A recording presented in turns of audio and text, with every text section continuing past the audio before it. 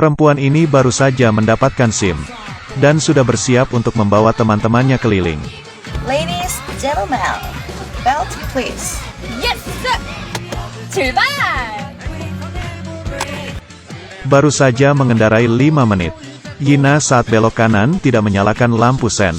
Tidak hanya membuat teman-temannya kaget dan berteriak, tapi mobil belakang mengklaksonnya berkali-kali. Temannya bertanya ke Yina, 직진 우선, 그 다음에 좌회전, 우회전! dasar, ternyata memang bukan sengaja membuat macet. Tapi memang dia tidak mengerti. Saat itu temannya dengan kaget menyadari, mobil dari tadi, lampu spionnya tidak dibuka. Semuanya pun menjadi ragu. Yina tidak menjelaskan, dan membalikkan kepalanya bertanya. Teman-teman langsung berteriak menyuruhnya perhatiin depan. Yina yang kaget langsung rem mendadak. Kaca spion, kamu cepat buka kaca spion.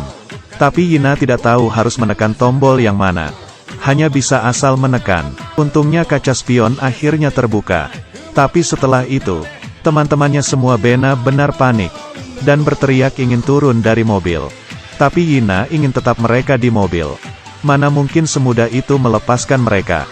Mesin mobil pun dinyalakan lagi.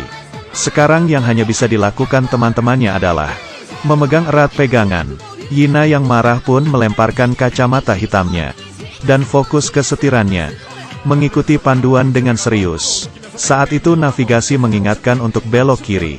Yina menyalakan lampu sen kiri dan bersiap untuk belok.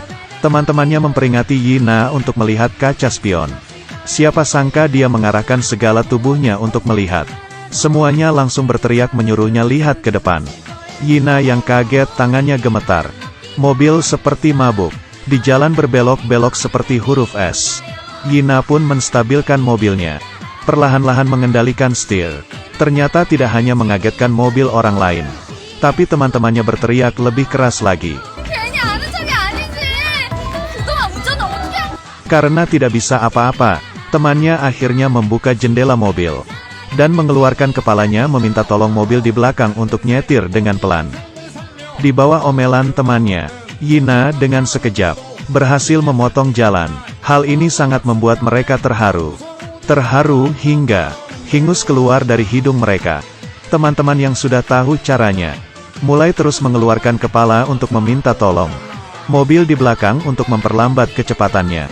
Perjalanan selanjutnya pun akhirnya menjadi lancar. Tapi di saat semuanya melihat akan naik ke jalan tol, semuanya langsung tidak tenang. Jalan biasa saja sudah menyetirnya seperti ini. Masih mau masuk tol. Tapi sekarang, semuanya berada di mobil yang sama. Dan hanya bisa menenangkan Yina. 괜찮아.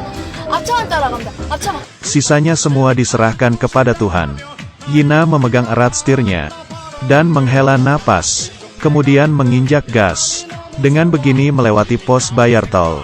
Bentar, dilewati, Yina yang kembali sadar pun langsung turun dari mobil. Dan berlari kecil untuk membayar. Tapi saat itu tiba-tiba diklakson mobil-mobil belakang. Sehingga Yina menjadi kaget. Dan melihat orang meneriakinya.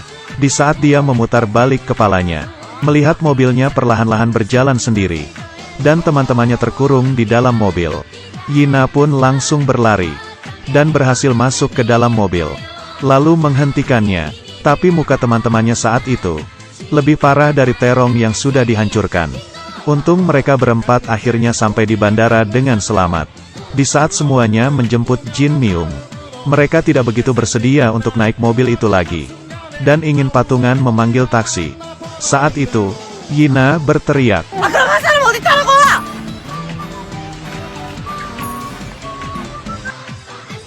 Teman-temannya yang tidak bisa apa-apa, pun akhirnya kembali ke mobil Yina. Baru saja naik. Teman-temannya pun turun dari mobil dan membantunya mengarahkan. Tapi dia menginjak gas dan mengagetkan semua orang. Alasannya karena dia belum menarik rem tangan. Memundurkan mobil pun dimulai. Teman-teman di luar melambai-lambaikan tangannya. Yina yang di dalam mobil masih tetap hanya mengendarai maju mundur di tempat yang sama. Jin Myung yang duduk di sebelahnya pun hampir mau muntah.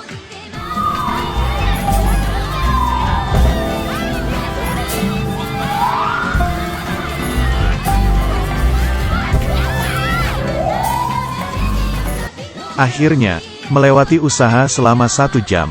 Mobil akhirnya berhasil keluar dari parkiran. Aku lelah, bisakah ini semua dihentikan? Semuanya kembali ke tempat duduk masing-masing. Tapi di saat itu, HP-nya tidak ada baterai dan mati otomatis. Dan melihat di depan ada 8 jalur. Semuanya berdiskusi untuk memilih salah satu jalur. Sepertinya, benar sih ya, bagus. Tapi semuanya melihat semakin ke depan. Kenapa semakin tidak benar? Sepertinya malah masuk ke sebuah hutan. Tapi mereka tidak berbalik arah. Malah terus jalan ke depan. Ini bukannya karena tidak bisa berbalik kan? Dengan begitu, mereka sampai di suatu rumah. Menghampiri rumah itu dan mengetuknya. Yang membukakan pintu adalah seorang paman paruh baya. Menghadapi mereka yang membutuhkan tempat tinggal. Paman pun dengan senang menyambutnya. Bahkan dengan ramah memberikan mereka makanan bebeki. Dan ada juga alkohol anggur. Semuanya selesai makan pun masuk ke rumah untuk tidur. Tapi yang mereka tidak tahu adalah, paman itu sebenarnya bukan pemilik rumah ini. Tapi pembunuh yang kabur. Di tengah malam, dia membawa kapak menuju ke arah rumah. Tapi di saat dia ingin masuk diam-diam, tiba-tiba lampu menyala, sehingga membuat dia kaget dan langsung bersembunyi. Ternyata Jin Myung, yang dalam keadaan mabuk masuk ke kamar semua orang. Setelah mengatakan apa yang ingin dia katakan, dia kembali lagi untuk tidur. Melihat lampu yang dimatikan lagi, paman ini bersiap untuk membuka pintu. Siapa sangka lampu menyala lagi. Kali ini adalah Ji-won.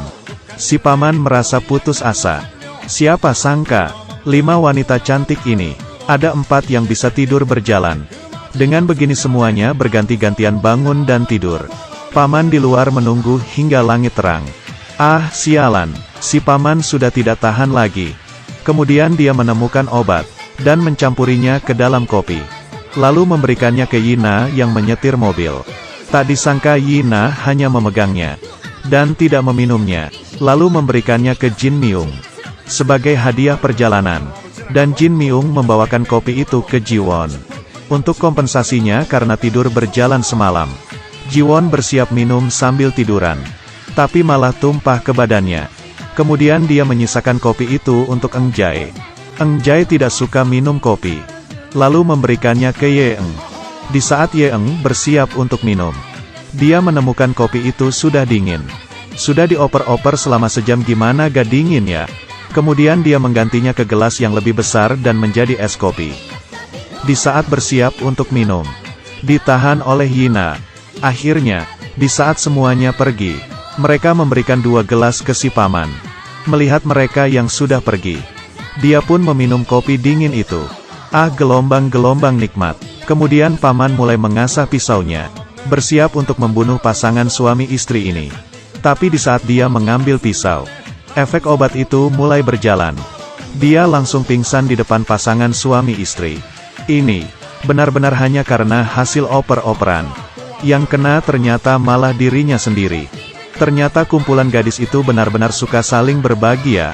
Keberuntungan mereka tidak begitu jelek. Meski perjalanan agak sedikit bermasalah, tapi tidak bisa dikatakan kalau akhirnya juga tetap baik.